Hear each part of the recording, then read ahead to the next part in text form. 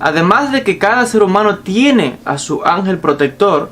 cada nación que hay sobre la tierra tiene asignado un ángel específicamente que les representa en la corte celestial. Hay muchísimos ejemplos de esto en el texto bíblico, lo encontramos muchas referencias, por ejemplo en el capítulo 10 del libro del profeta Daniel, donde se habla allí del príncipe de la región de Persia, el príncipe de Grecia. Encontramos también, por ejemplo, referencias en el texto bíblico, en el libro del Éxodo, en el capítulo 23, donde Dios claramente menciona y le dice a la nación hebrea de que asignaría a su ángel para que les guiase y les cuidase por el desierto. Entonces la nación de Israel también tiene un ángel asignado.